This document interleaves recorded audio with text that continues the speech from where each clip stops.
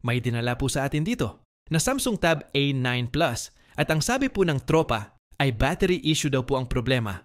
Pero nang i-diagnose ko po ay napag-alaman po natin na hindi po pala battery ang problema kundi charging port. At ang dahilan, kaya ko po nasabing nasa charging port ang problema ay dahil sa gamit kong volt and amp meter tester. Kaya kung wala ka pa nito sa iyong lamesa, ay huwag mo na pong patagalin at umorder ka na po. Nasa comment below ang link kung saan po ito pwedeng orderin.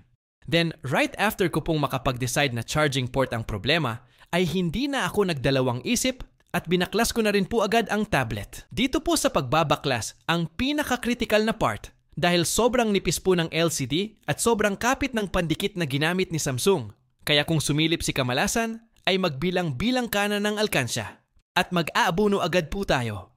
And when I safely remove the LCD, ay ang sunod naman pong tinanggal ko ay ang charging board. Then sinilip ko po sa microscope ang mga pin ng charging port to confirm if may sira po ba talaga ang charging port. And based po sa nakikita po natin sa microscope, ay kumpirmado pong disconnected ang mga pin ng charging port sa mga pads ng charging board.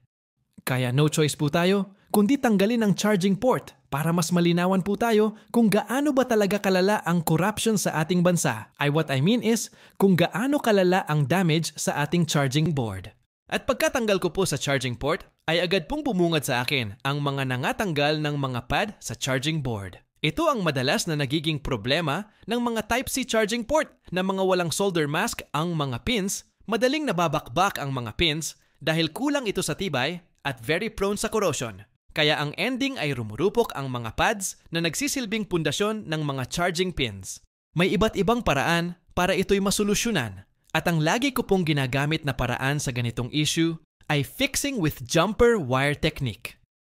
Mas madali kung papalitan po natin agad ng charging board dahil no more micro-soldering skill needed. Pero ang disadvantage po ng palit charging board ay minsan mahina po ang signal or minsan ay mabagal po magkarga.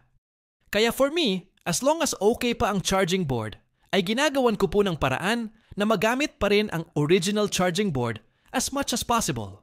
Ngunit ang kapalit naman po na panatilihing gamitin, ang original charging board ay so much work. Hindi po kasi biro ang pagre-repair sa mga pudpod ng charging pads. Dahil bukod po sa maproseso po itong gawin, ay nangangailangan pa po tayo ng extra time at skill. Dahil hindi lang po 5 pin ang ikakabit natin, kundi higit pa po sa 10 pins. Ang mga ganito po kasing klaseng trabaho ay nakakalibang panoorin, pero nakakapagod naman po sa side ng mga technician.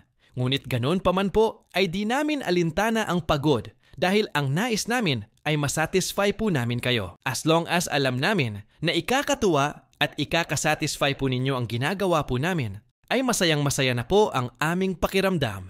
Dito po ay kung mapapansin po ninyo na isa-isa ko pong kinukonekta ang mga pins ng charging port sa mga pads ng charging board gamit ang mga maliliit na wire na mula sa Guthwick solder.